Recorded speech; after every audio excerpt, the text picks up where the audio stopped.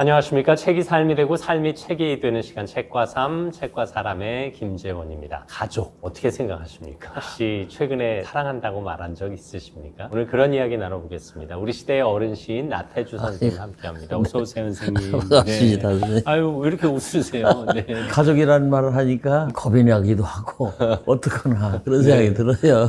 그러니까요. 선생님 구독자에게 그래도 인사 한 말씀 해주세요. 안녕하세요. 세월이 자꾸 갑니다. 그래도 변하지 않는 마음이 어딘가 있을 것 같습니다. 변하지 않는 마음으로 살고 싶은 나태주입니다. 감사합니다. 감사합니다. 네, 네. 변하지 않는 마음. 오늘은 그 표현을 좀 마음에 품어봐야 되겠는데요. 변하지 않는 마음 중에 하나가 또 창작과 비평이 아닐까 싶어요. 그러니까요. 네. 참 창작과 비평이라는 이름을 달고 회갑까지 왔다니 중간에요 회관 비슷하게 그때 독재 그런 거 있을 때 그런 일을 당했어요. 이 창작과 비평이 그런 걸 이기고 이렇게 변하지 않고 여기까지 왔네요. 맞습니다. 제가 1967년생인데요. 창작과 비평은 1966년생입니다. 문학과 비평, 사회와 정론으로 문학의 한 흐름을 잡아서 60년을 달려왔습니다. 어느덧 60주년이 됐네요. 한국 문학의 흐름을 책임졌다고 해도 과언이 아닙니다. 그동안 많은 분들이 창작과 비평의 친구가 되어주셨는데요. 창작과 비평의 새로운 친구를 또 찾고 있다고 합니다. 60주년을 맞이해서 정기구독 이벤트를 하고 있습니다. 정기구독 역대급 혜택을 준비하고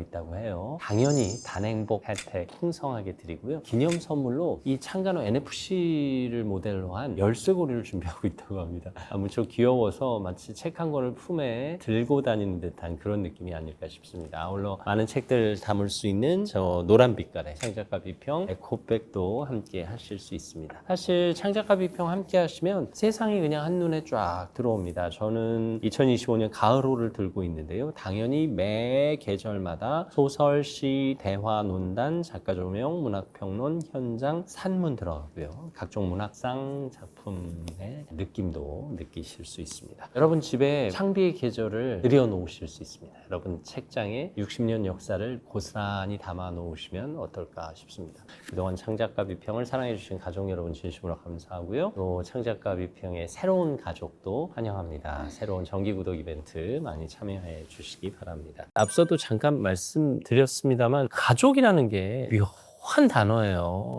저는 가죽 같은 가족이라고 말하고 싶은데 가죽이 굉장히 질기잖아요. 그리고 흉터도 많고 가죽 같은 네, 가족 가죽 같은 가족이라고 그러는데 우리 한국이 지금 가족이 해체됐잖아요.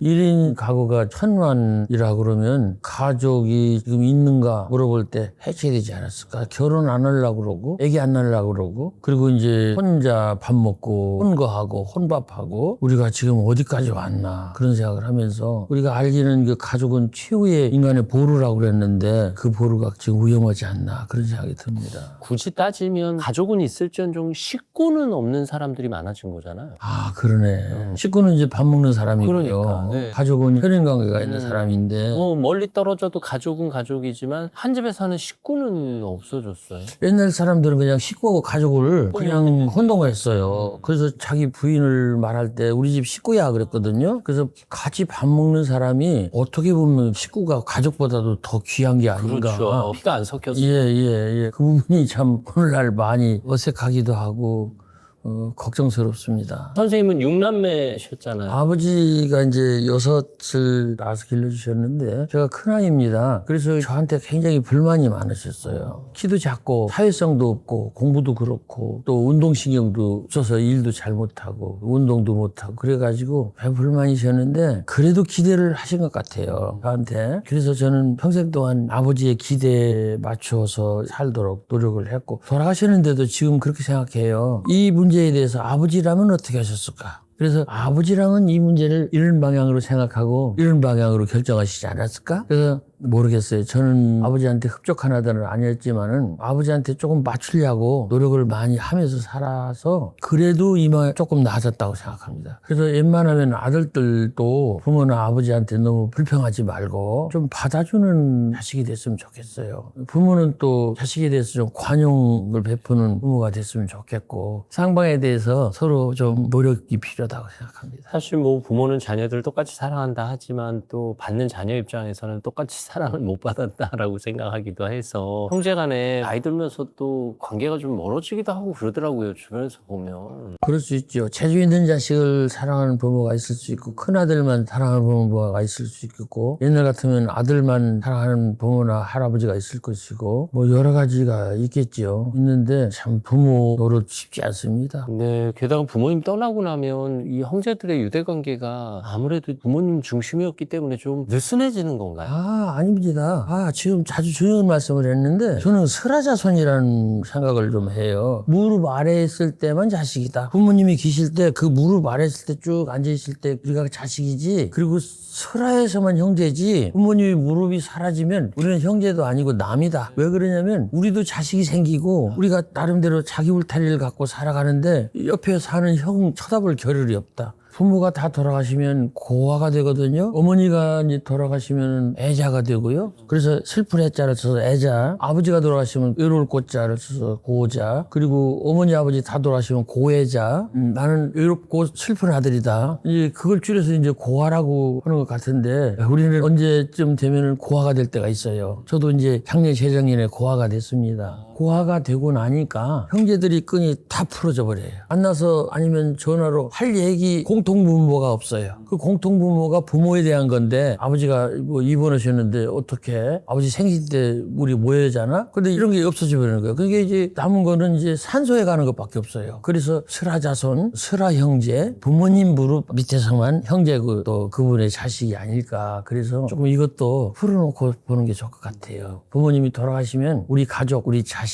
위해서 열심히 살고 형제들은 그냥 또 잘 살기를 바라고 그냥 기원하고 서로 시비하지 않고 살았으면 좋겠어요. 이 대물림한 가족에게 집중하게 된다 말씀이신 거죠? 그리고 또 무서운 게 돈 있는 사람들 중에 이럴 말하는 사람이 있어요. 우리는 아버지가 돈을 물려줬는데 우리가 고소하지 않고 본에 안 갔다. 이게 문제가 있어요. 돈 있는 사람들이 부모가 돌아가신 뒤에 법원에 안 가는 경우가 많지가 않습니다.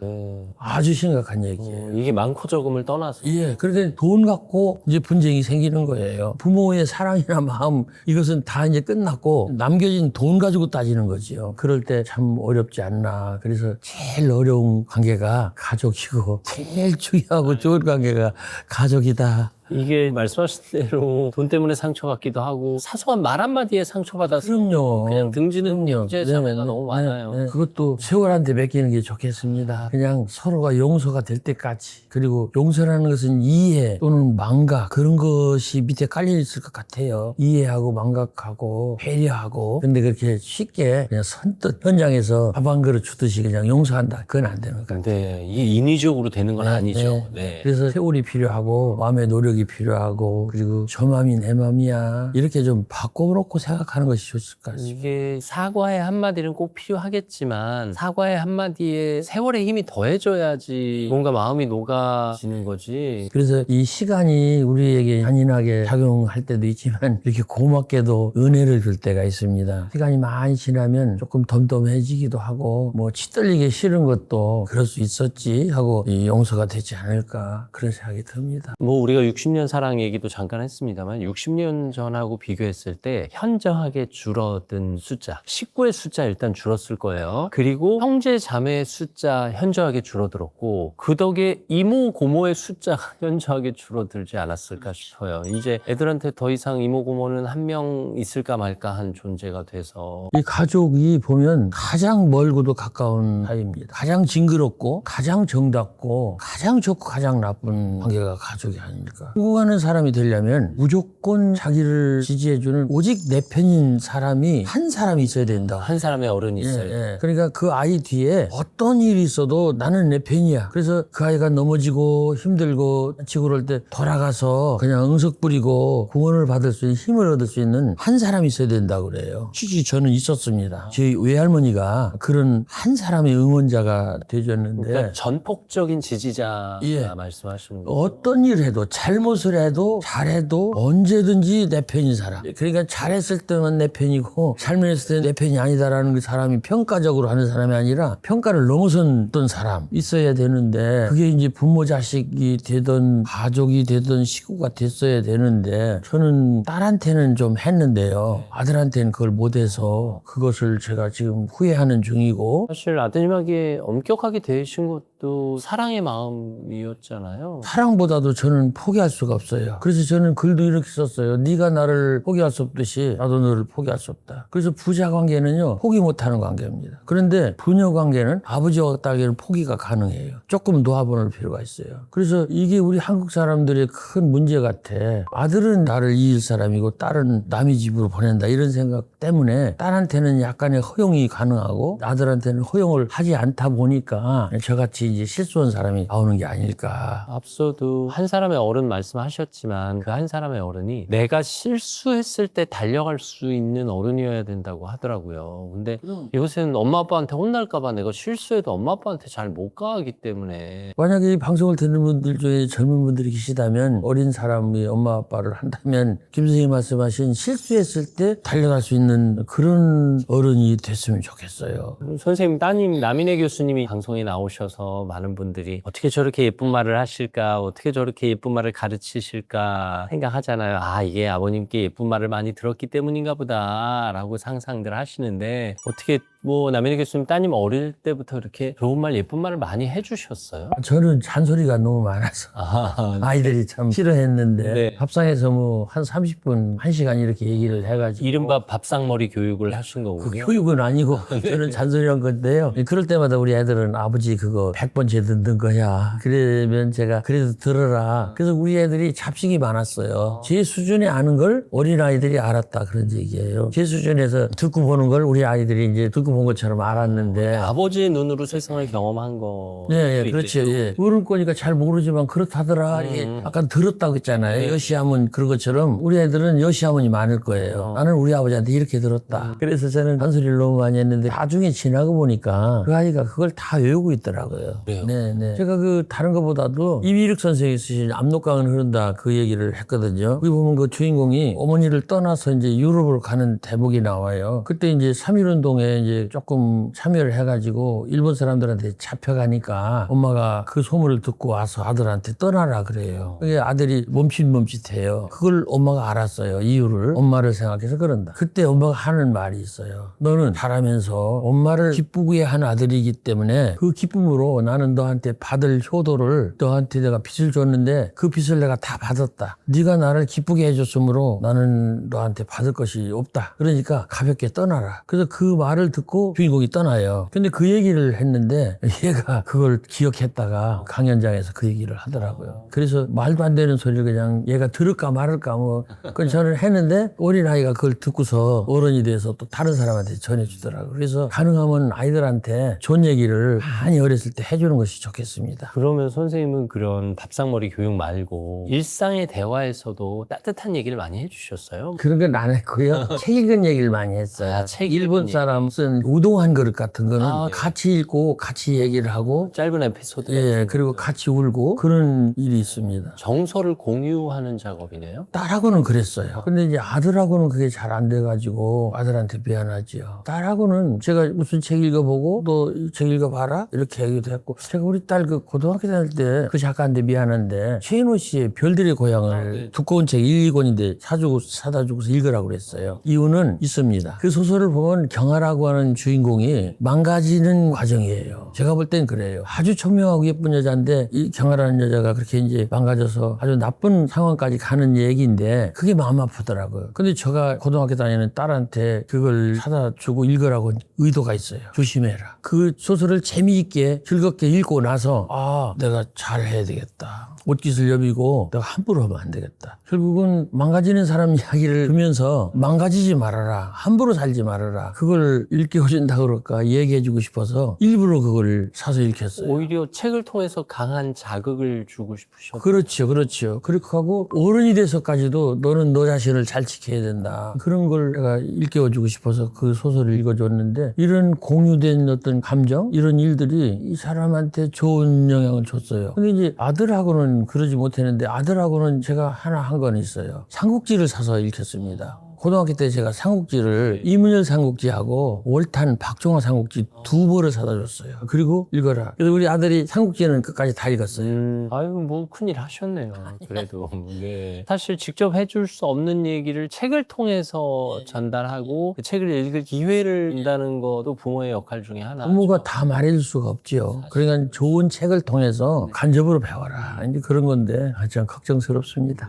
혹시 선생님 시 중에 가족에게 하고 싶은 다정한 말들이 담긴 시가 떠오르는 게 저는 있으신가요? 그 아들에게 딸에게 하는 유언시도 썼어요. 네. 그 시에 보면 기억나는 대목은 이렇습니다. 딸에게는 네가 글을 쓰는데 아버지의 작품에 대해서는 간섭하지 말고 평가하지 말아라. 아버지의 작품은 네가 얘기 안 해도 그냥 지가 알아서 살도록 그냥 놓아보내라. 그 말을 했고 아들에게는 아버지를 아는 사람한테는 함부로 하지 않았으면 좋겠다. 아버지 이름을 대는 사람한테는 네가 함부로 대하지 않았으면 좋겠다. 그렇게 제가 유언시를 썼어요. 온 국민이 아버지를 아는데 뭐 온 국민에게 잘 대하셔야 되겠네요. 네. 사실 말이라는 게 습관이잖아요, 선생님. 이게 습관이라는 건 내 삶 속에 배어 있다는 뜻이고 부모의 언어를 배울 수밖에 없는 상황이라 말 습관을 잘 가르치는 게 부모의 책임 중에 하나가 가르치는 것보다도 같이 한다고 생각합니다. 부모가 하는 대로 따라서 하니까요. 부모가 욕설 같은 걸 안 하고 좋은 말을 쓰시면 자식들은 자동적으로 욕설 안 하는 사람이 될 겁니다. 저는 살면서 욕은 많이 안 했어요.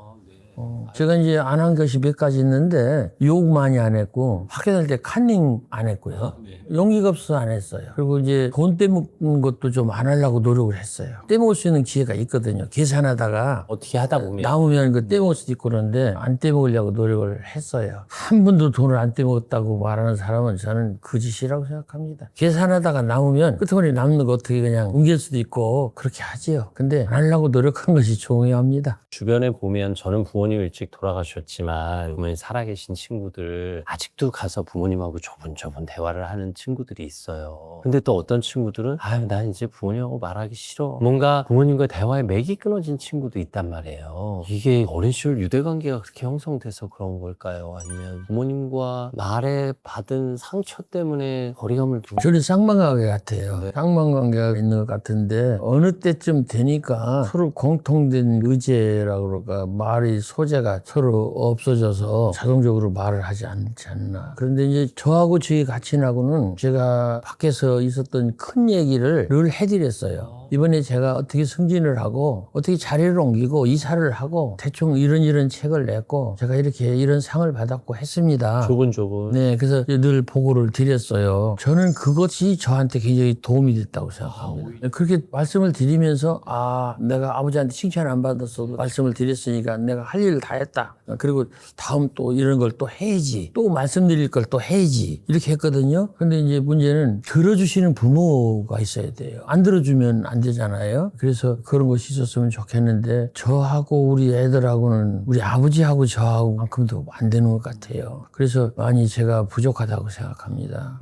저도 청년 자녀를 키우고 있습니다만 어린 자녀 키우시는 분들 그 자녀와 오래 대화하고 싶으시다면 지금부터 좀 말의 온도를 신경 써서 그 자녀들이 말의 온도에 온기를 느낄 수 있도록 해 주셔야 되지 않을까 싶네요. 저는 아버지한테는 그랬으면서도 제가 잘못한 것이 아이들한테 내 주장을 많이 한 것이 잘못한 것 같아요. 자식이나 다른 사람의 주장을 들어봤어야 되는데 그냥 내가 급해가지고 미리 결론을 내리고 그런 것들이 제가 잘못한 것 같습니다. 오히려 그 오픈엔드하고 결론 없이 이야기를 할 때 이야기가 좋지 않을까. 일단 결론 딱 내려놓고 하면은 얘기가 안 되잖아요. 답 정해놓고 예. 말고. 그래서 방목하듯이 말을 하는 것이 훨씬 좋지 않을까. 아주 질서 있게 따박따박 말하면 답답하지 않을까. 그런 생각이 듭니다. 만약에 아들, 딸 어린 시절로 돌아가서 젊은 아빠가 다시 되신다면 어떤 아빠가 되시겠어요? 저는 아이들 말을 많이 들어주고 싶어요. 저는 아이들한테 말을 많이 했거든요. 근데 오히려 야, 너 오늘 학교에 있었던 얘기를 좀 해봐. 그렇게 하고 그 아이 이야기를 듣는 시간을 가졌으면 좋겠어요. 저는 첫째 말하려고도 안 했고 그런 말을 들을 수 있는 시간이 저한테 없었어요. 책 봐야 되고 뭐 일해야 되고 그래서 많이 이제 후회스럽고 미안하고 그렇습니다. 제 얘기 아니고 이효령 선생 얘기인데 이효령 선생도 막판에 조금은 후회하셨을 거예요. 바쁘고 하실 일 많고 글 쓸 일 많고 그러면 그 이민아 목사가 어렸을 때 아빠 와서 이렇게 하면은 조금 있다가 나 일해야 돼. 나 글 써야 돼. 그럴 때 따님이 가면서 섭섭하게 생각했다고 그래요. 근데 이제 저도 뭐 이혜령 선생만큼 바쁘고 그런 사람은 아니지만 아이들한테 내 일 하느라고 아이들 일에 좀 이렇게 관여하고 돌봐주고 그들에게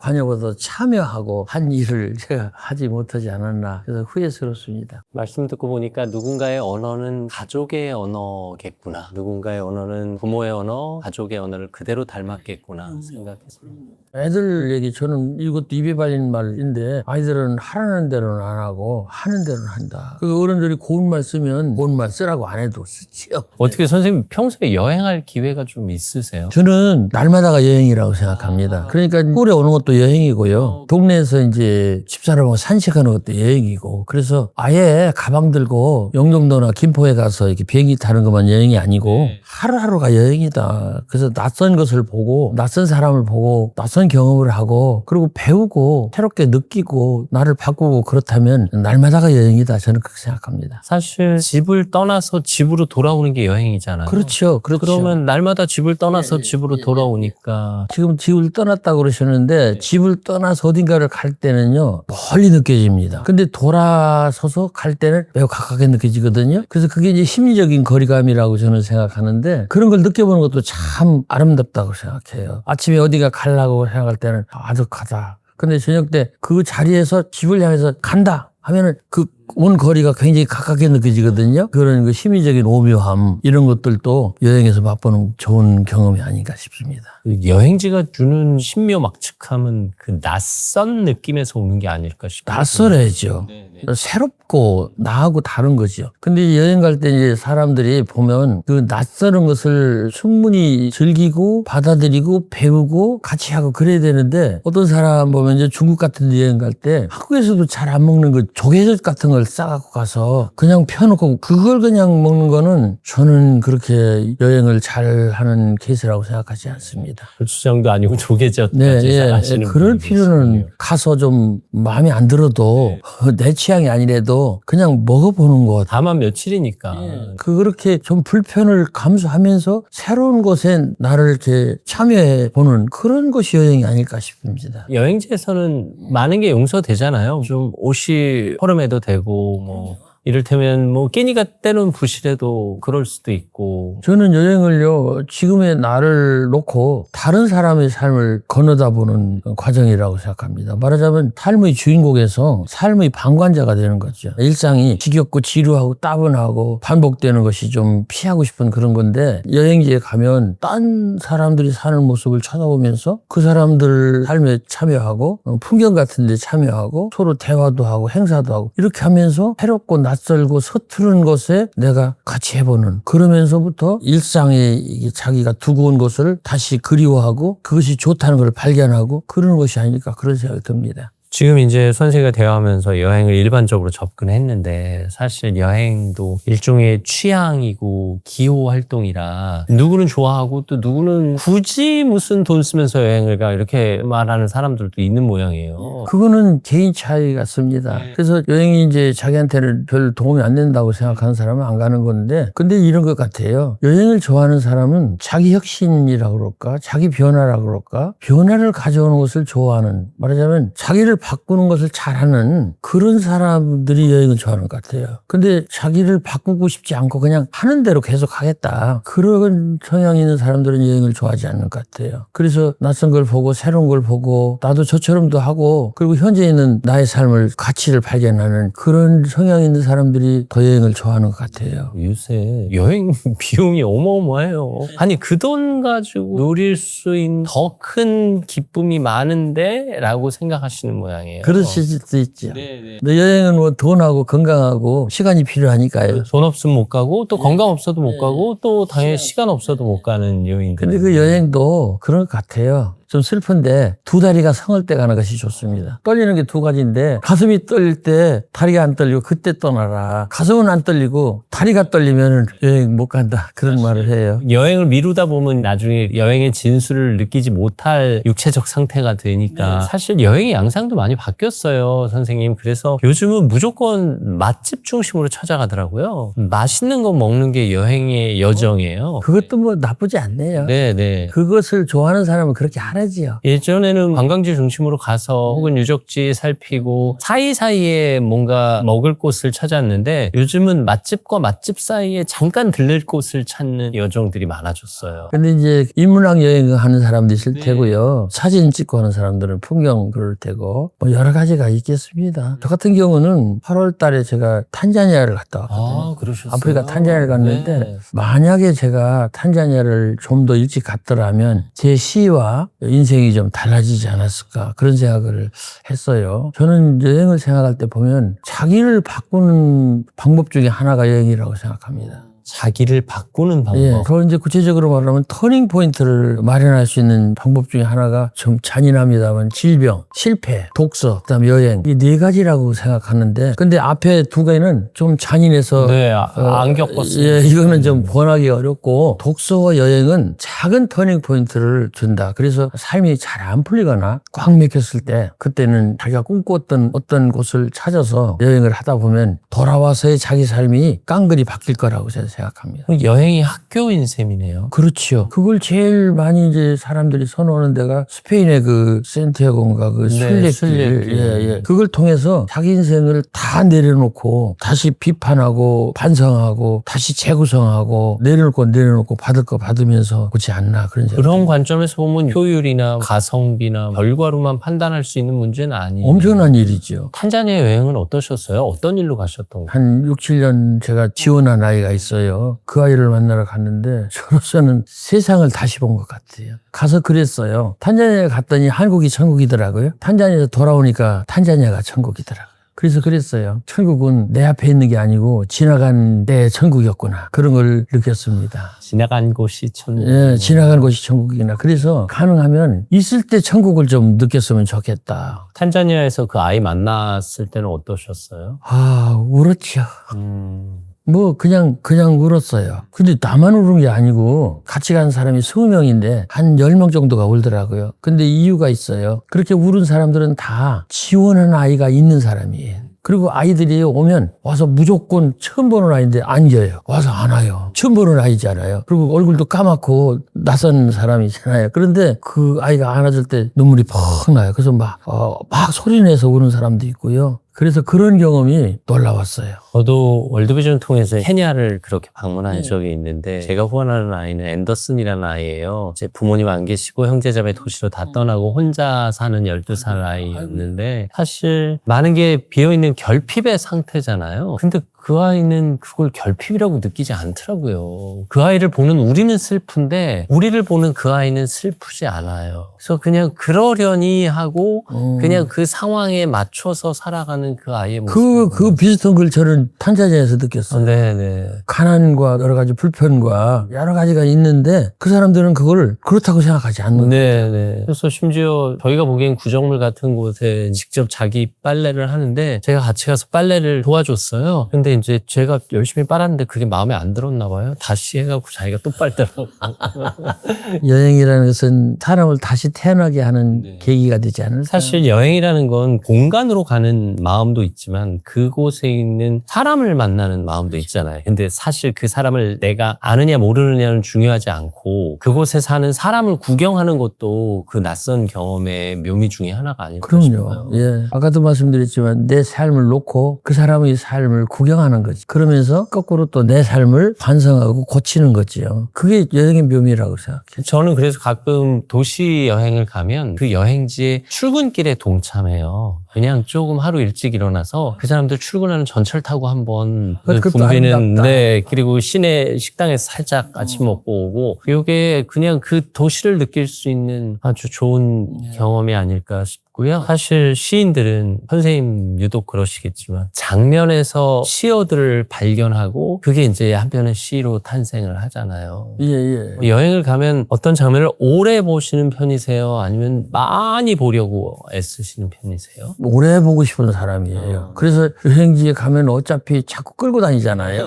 그게 불편해요. 그리고 또 하나는 정말로 보고 싶은 건데 바로 스쳐 지나갈 때 굉장히 안타깝습니다. 또 그것이 또 우리 섭섭한 마음을 느끼면서 소중한 어떤 것을 주지 않나. 확실히 자세히 봐야 예쁘고 오래 봐야 사랑스럽고 막 그런 거죠. 아, 우리 집사람은 자세히 봤더니 늙었다.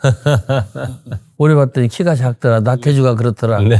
저보고 그러는데 저를 보고 글씨 잘못 썼다고 그러더라고요. 사모님 재밌으시고요. 사실 앞서 탄자니아에서도 함께 울었다라고 말씀하시지만 여행지를 같이 가더라도 같은 장소를 다녀와도 누군가는 위로받았다고 하고 누군가는 힘들었다고 말하기를 한단 말이에요. 이게 성향이나 기질에서 오는 걸까 싶어요. 우리 삶에서도 열려 있어야 돼요. 네. 그 열려 있다는 말씀은 이런 거죠. 어린아이 같은 마음이에요. 나 저거 다 알아. 뭐 저거 별거 아니야. 이렇게 하면요 다칩니다. 저게 뭐지? 저거 좀 새롭다. 뭐야 저거? 저거 이쁘다. 이렇게 해야 되거든요. 나이가 들었어도 끝까지 시를 쓰는 사람은 바로 그 얘기입니다. 늙은 어린아이. 애어른 아니고요. 예, 아이 늙은이가 아니고 아이인데 마음이 늙어버렸어요. 근데 육체는 늙었는데 안에 있는 소프트웨어는 아직 어린아이. 그래야 돼요. 그래서 여행지에 가서 감탄하고 좋아하고 뭐 그런 마음을 갖는 마음으로 인생을 살았으면 좋겠고 또 시인도 그래야 시를 쓴다고 생각합니다. 이럴 땐 꼭 여행을 가라 하고 추천해 주고 싶은 사람들이 있어요. 자기 일이 콱 막혔을 때 그리고 큰 일이 하나 탁 자기 인생에서 끝났을 때 인생의 장면 전환이 일어났어요. 예를 들면 교직에서 끝났을 때 어디서 파면당했을 때 사업에 실패했을 때 이런 때는 탁 놓고 과감하게 여행을 한 달이든 보름이든 갔다 오면 풀리지 않는 문제가 풀리지 않을까. 근데 찌질하게 그거 자기 실패한 거 놓은 거 거기에 매달려 갖고 아쉬워하고 분풀이하고 그러지 말고 탁 놓고 가라. 가서 다른 나를 찾아와라. 제가 쓴 시 중에 이런 시가 있어요. 나 멀리까지 갔다 왔어요. 잃어버린 나를 찾아오기도 했어요. 그게 이제 여행이라는 제 시 중에 하나 있거든요. 그게 잃어버린 나를 찾아오러 가는 것이 여행이고 후지와라 시냐 같은 일본 사진작가는 지는 법을 배우기 위해서 지는 법, 여행을 갔다. 그래서 저 같은 경우는 그냥 굳이 말한다면 버리기 위해서 여행을 갔다. 작년에 이제 탄자니아 가기 전에 제가 풀꽃문학관을 나태주 풀꽃문학관으로 바꿨거든요. 매우 두려운 일입니다. 매우 못된 일이고요. 하면 안 되는 거거든요. 왜냐하면 그게 금기예요. 살아있는 사람은 자기 이름을 문학관으로 붙이면 안 되거든요. 그래서 그냥 공주 풀꽃문학관인데 공주 사람들이 굳이 나태주 풀꽃문학관으로 바꿨어요. 그래갖고 제가 굉장히 마음이 두려웠습니다. 그래서 그 무거운 마음을 어디다 버릴까? 이 무거운 마음을.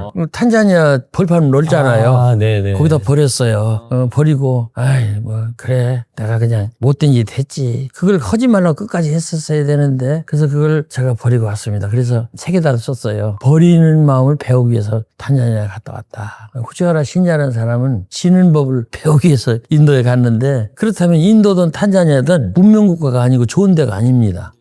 그러면 여행은 유럽이나 미국이나 좋은 데 찾아가는 것도 여행이지만 한비아 씨처럼 오지를 찾아가고 고생을 자청하고 힘들게 허위허위 가는 것도 여행의 묘미가 아닐까. 그것이 바로 나를 찾는 길이 아닐까 싶습니다. 선생님 말씀하신 것처럼 저도 KBS 30년 6개월 떠나면서 퇴직하는 날 여행지로 떠났거든요. 잘하셨다니까. 네. 그러니까 김지원 선생님이 최고야. 아니요. 네. 아내와 함께 한 바퀴 쭉 돌고 오니까 좀 헛헛한 마음이 정리가 되더라고요. 일상을 여행처럼 살 수 있는 법이 있을까요, 선생님?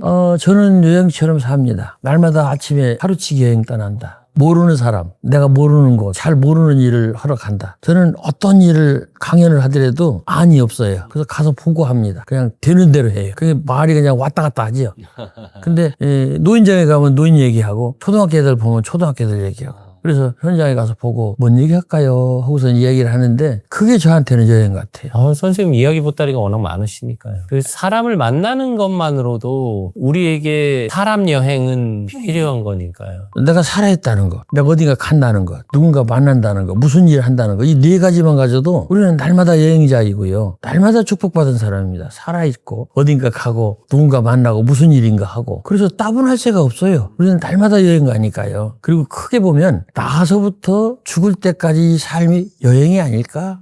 인생이 여행입니다. 선생님 살아온 세월 생각하면 어떤 인간관계를 60년을 끌고 갈 수 있을까요? 제가 이제 81세 만으로 그런데요. 두 세상 사는 것 같아요. 60년, 70년쯤 살면 그 전에 살았던 삶의 기억은 흐릿하게 흐려지고 기억이 사라지는 경우도 있고요. 잘 모르겠다 이렇게 하는 사람도 생기고 그래서 오래 살면서 스스로 용서 못하고 그 원망이 남아서 잊혀지지 않고 화가 나고 속상하고 했던 것들이 한 60년, 70년 되면 용서가 되는 게 아닐까. 지난 일 돌이켜보면 아 그때는 나도 어쩔 수 없었어. 그리고 그 사람도 나한테 그랬는데 뭐 그럴 수 있었겠지. 잘했다는 건 아니지만 그래서 놓아보낸다 하는 게 6, 70년 인생 아니면 세월 그 뒤에는 가능하다라고 저는 생각합니다. 세월이 놓아주는 마음들이 있는 모양. 예, 용서를 가능하게 하지요. 그래서 시간한테 물어봐라. 시간이 문제다. 그렇게 말하는 것이 바로 그것이 아닐까. 그래서 시간이라는 게 우리를 참 놀랍게 만들어줍니다. 네. 시간이라는 게 마음도 변하게 하지만 우리 몸도 변하게 하고 우리 그렇죠. 소리도 변하게 하고 그렇죠. 우리 외모도 변하게 하는 네, 네, 네. 과거에 시간이 용서해주는 관계도 중요한 만큼 지금 현재 관계를 얼마나 잘 지켜내느냐도 중요하잖아요. 이게 어떻게 판단하세요? 저는 이런 게 있어요. 사람을 딱 보면 첫 번째 이 사람이 나에게 도움이 되나 안 도움이 되는가를 제가 압니다. 무슨 소리냐면 이 사람이 이제 나한테 악의를 갖고 있나 선의를 갖고 있는가를 먼저 알고 그다음에 이 사람의 본바탕이 좋은 사람인가 안 좋은 사람인가를 제가 이제 느낌으로 알 수 있는 노력도 했지만은 그런 게 좀 있어요. 그래서 제가 참 여러 가지로 부족하지만은 그래도 실수하지 않고 사는 것은 그런 것이 아닐까. 그래서 상대방을 대할 때 좀 조심스럽게 대할 필요가 있어요. 이 사람이 나한테 악의를 갖고 있나 착한 선의를 갖고 있다. 그리고 이 사람 본바탕이 좋은 사람인가 아닌가. 그래서 가능하면 안 좋은 사람하고는 좀 거리를 두고 적당히 하는 것이 좋습니다. 공자님도 소인배하고는 가까이 하지 마라 그러셨거든요. 그래서 우리가 느낌을 잘 가질 수 있어야 돼요. 그 사람한테 쏘는 눈빛 또는 표정, 행동 이런 걸 통해서 아, 저 사람이 나한테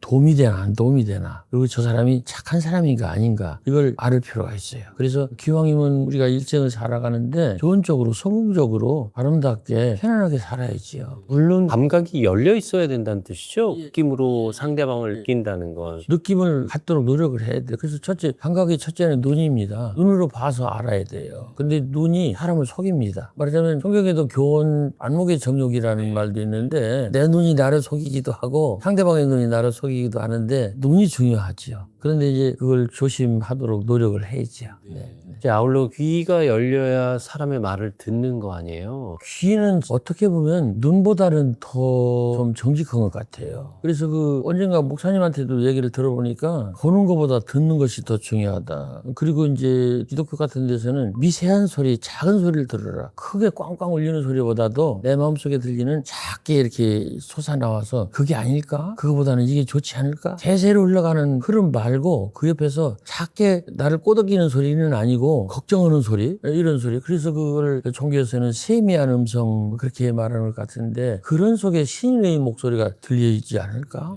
큰 소리로 그냥 꽐꽐 소리 내면서 흘러가는 소리 외에 옆에서 작게 쫄쫄쫄쫄 흘러가는 어떤 시냇물 소리 같은 맑은 샘물 소리 같은 그런 소리. 그래서 이 듣는 게 상당히 저는 좋다고 생각합니다. 학문이라고 할 때도 보면 대강 보면 배울학자에다가 글을 문자 쓰려고 그러는데 사실은 그건 글을 문자거든요. 네, 그렇죠. 그게 듣는다는 게 얼마나 소중한가. 그리고 불경을 보면은 그 첫 구절에 여시하문이라고 쓴다고 그래요. 나는 이와 같이 들었다. 내가 이렇게 생각하고 이렇게 겪었고 그랬다는 것을 먼저 말하는 게 아니라 나는 이와 같이 훌륭한 사람 말을 들었다. 그래서 여시하문. 이 여시하문이 참 좋은 것 같아요. 눈도 열리고 귀도 열리고 이제 입이 열려야 하잖아요. 근데 입은 참 조심해서 열어야 하는 거죠. 아, 이 입이 방정이라는 말이 있지요. 말을 많이 하면 그중에 실수하는 말이 있게 마련이에요. 그래서 특별한 지도자 중에는 침묵으로 지도를 하고 통치하고 그런 사람들이 많아요. 그래서 상대방이 저 사람의 마음을 헤아리도록 그래서 내면에서 말이 나오도록 사실 침묵도 훈련이 필요한 거죠. 침묵이 무서운 거지요. 많은 말을 하는 것보다도 침묵하는 게 참 무섭습니다. 그래서도요 가다가 이렇게 뚝 떼고 할 말을 밑에다가 삼키고 가리고 그 다음 말을 하는 그런 경우가 있는데 훌륭한 독자는 그런 걸 읽어내기도 하고요. 그러니까 가다가 그래도 해야 할 말을 삼켜버리거나 버리는 거예요. 그리고 다음 말로 이어가는데 그 사이에 빠진 말을 느낌으로 독자들 중에는 느낄 수 있는 그런 지혜가 있는 사람이 있고요. 우리가 말을 하다가도 뚝 끝이잖아요. 그러면 저 사람이 지금 다음에 무슨 말을 하고 싶은데 저렇게 가만히 있나? 하고 이쪽에서 말을 상상해서 저쪽 사람 말을 짐작해서 듣는 게 아닐까. 참 어려운 얘기입니다. 저는 잘 모르지만 선생님, 시어에는 행과 행 사이에 숨은 시어들이 또 있잖아요. 신을 삼키는 겁니다, 말을. 그렇죠. 말을 좀 절제하고 아끼고 아직 하지 않은 말들이 시에는 담겨 있잖아요.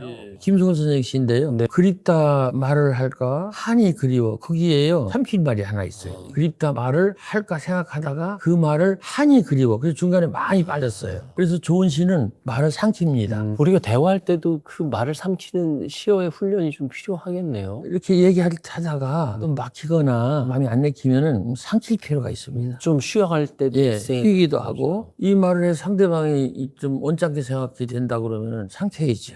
삼키고 그걸 상대방한테 다 주지 말고. 근데 요즘은 너무 말을 사람들이 박하게 말하는 사람도 있어요. 그래서 그런 것들은 결국은 오래 가면 그런 사람 말은 사람들이 불편하게 생각하더라고요. 있는 걸 다 말하고 꼬치꼬치 말하고 그거보다는 조금 일부는 좀 삼켜주는 것이 피차 좋지 않을까. 지혜로운 말투는 어디서 나온다고 생각하세요? 결국은 말이라는 게 이제 대화인데 나하고 너인데 너한테 무조건 기분 좋게 하는 건 아니지만 그 사람의 마음을 흐뭇하게 하고 그 사람 마음속에 신뢰가 있게 하고 그 사람 마음에 안정이 있게 하고 그래서 서로 평화를 유지할 수 있는 말법이 아닐까 저는 그렇게 생각합니다. 사실 모임 중에 지혜로운 말 하시는 분이 한 명만 있어도 분위기가 참 우아해지잖아요. 그런 말을 하시는 분이 계시면 그 집단이나 모임이 잘못 나갈 때 충분히 통제해 주시고 거기서 이제 바로잡아 주시고 좋은 길라잡이를 해 주실 거라고 생각합니다. 선생님, 이제 상대의 마음을 알려면 눈도 열려야 되고 귀도 열려야 되고 입도 열려야 된다 이런 말씀을 해주셨는데, 사실 사람들이 만남을 꺼려하는 이유 중에 누군가를 만나려면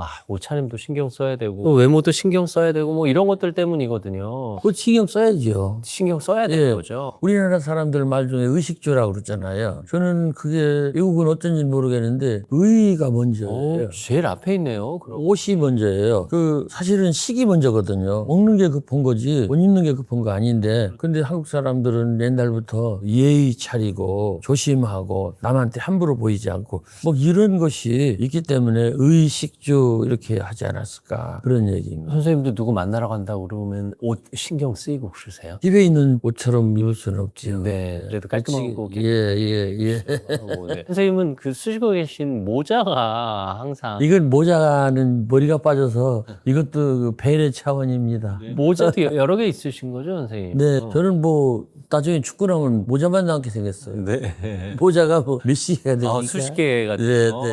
그럼 모자도 나름 색깔도 맞춰서 쓰시고 신경 쓰시는 거예요? 예. 네. 어디 산책 나갈 때 이런 모자 안 쓰고요. 그냥 쿡 들어가는 모자 쓰고요. 네. 이렇게. 모자도 옷입니다. 모자도 옷이죠. 네. 네, 그럼요. 근데 내 자신이 바뀌면서 오히려 관계가 조금 힘들어질 수도 있지 않을까 싶어요. 뭐 이를테면 내 옷차림이 바뀌고 내 외모가 바뀌고 내 체력이 달라지고 하다 보면 상대에게 소홀할 수도 있고 마치 상대에게 무심한 것처럼 보일 수도 있어서요. 참 제 얘기인데요. 제가 요즘 얘기할 사람이 없습니다. 말하자면 이렇습니다. 제가 이제 책을 1년에 한 10권 내지 20권 내는데 10권, 20권 내는 얘기를 주로 출판사하고 일을 하지 같이 지내온 그 친구들한테 얘기할 수가 없어요. 무슨 소리를 하냐.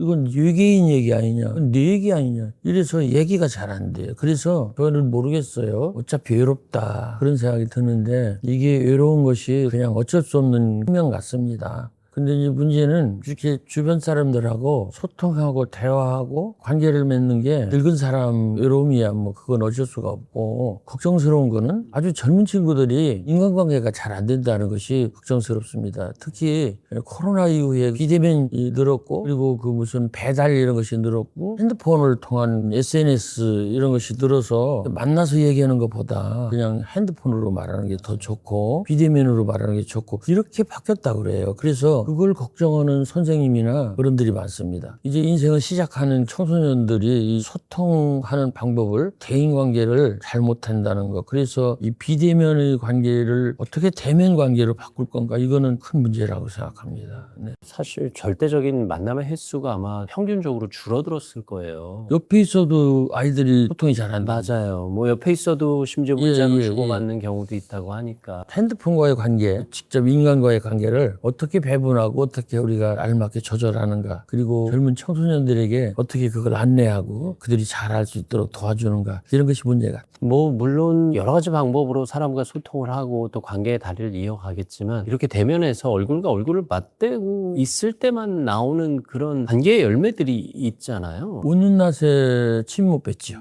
그리고 제가 늘 하는 얘기인데, 얼굴을 보면 사람한테 함부로 못 합니다. 근데 이 핸드폰이나 비대면을 하면 사람이 물이 돼요. 물건이 된다고요. 그냥 물건이나 사람이나 똑같이 생각하는 그런 것이 되지 않을까. 사람과 사람 사이에 물건이 끼고 나니 오히려 사람을 물건 대하듯. 예, 그러니까 핸드폰을 가운데 끼면 저 너머 있는 사람이 물건이 되는 거예요. 이렇게 되면 사람한테는 위험이 있어요. 이렇게 함부로 서로 쳐다보지 못하는 그런 위험이 있거든요. 아무리 센 사람이라도 그냥 막 뚫고 못 들어옵니다. 조심스럽게 눈을 더듬고 쳐다보고 조절하고 그러는데, 이 물건은 그냥 막 들어가잖아요. 그게 그냥 함부로 해도 되는 어떤 대상. 그러기 때문에 직접 사람을 만나면 그 더듬거리고 조심하고 이렇게 살피고 하는 것이 이제 귀찮고 싫고, 그것이 낯설고, 그래서 아예 안 하려고 그러는 거였죠. 물건을 매개체로 소통할 때도 물론 관계는 형성되겠지만, 우리가 어른들이 말하던 정은 덜 생기는 거. 당연히 저 생기죠. 그리고 인간에게 가질 수 있는 존엄이라고 그럴까요? 이런 것은 사라지는 거지. 인간과 인간 사이에 기계가 끼는 바람에 인간을 기계로 예, 대체하는 예. 그런 마음이 생긴다는 얘기네요. 이게 누구를 만나러 간다라는 건 외향적인 옷도 중요하지만 마음의 옷도 중요한데, 어떤 마음가짐으로 나가야 한다라고 생각하세요? 조심해야죠. 저는 개인 생활을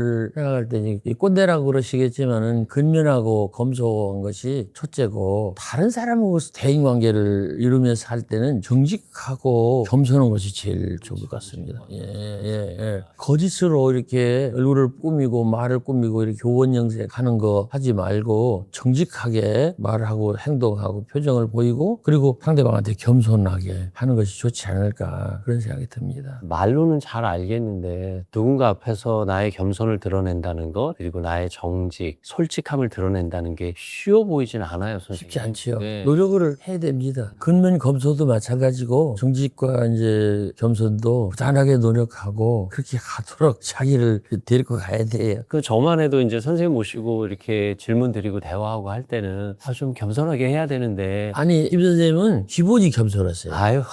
잘 기본이 겸손하세요. 회장 사람한테 물어보세요. 네네. 기본이 겸손하시고 기본이 정직하시고, 외로워하시는 어른들이 좀 외로움을 견뎌낼 수 있는 방법을 좀 소개해 주세요. 자기에 대해서 만족해야죠. 방법 없어요. 아니, 체력에 대해서 만족이 오겠습니까? 무슨 식욕에 대해서 만족이 오겠어요? 그리고 세상에서 일하는 어떤 인컴이나 직업에 대해서 만족이 오겠어요? 다 이제 끝났는데, 끝난 것에 대해서 만족을 하시고, 그리고 그냥 그쯤에서 내려놨으면 좋겠어요. 오히려 나이가 들수록 자존감은 내려놓고 자족감을 들고 있어야 된다. 당연하죠. 네, 젊은 사람들은 자존감인데, 나이 먹은 사람들은 자족감이 있었으면 좋겠어요. 이만하면 됐다. 그리고 나도 충분히 잘했다. 그리고 그 다음에 내가 못한 거는 나도 하려고 그랬는데 어쩔 수 없었다. 그래서 그거는 거기서 그냥 본인을 그냥 용서하고 그냥 돌려보냈으면 좋겠어요. 저는 다른 것보다도 나이 먹어가지고 젊은 시절에 못 해본 것을 막 하겠다고 아등바등 하는 거는 글쎄 피차에 힘들지 않을까. 자기 능력에 맞도록 작은 일, 작은 과업, 그런 것들을 계획해서 조그맣게 하고, 거기에서 가까운 데서 보람을 느끼고 감사를 느끼고 기쁘다, 이렇게 생각하면 노인들의 삶도 충분히 좋지 않을까, 저는 그렇게 생각합니다. 선생님 이만하면 됐네요. 오늘 그 말씀 마음에 품고 마무리하겠습니다. 오늘도 많이 배웠습니다. 귀한 말씀 그러셨어요? 감사합니다. 제가 허방지방 헛소리 아니에요. 부자스럽습니다. 네. 우리 시대의 어른 시인 나태주 선생님과 함께했습니다. 감사합니다, 선생님. 네. 이만하면 됐습니다 하고 오늘 영상 보시면서 생각해 주셨으면 좋겠습니다. 다음 시간에 또 여러분 곁에 있겠습니다. 오늘도 감사합니다.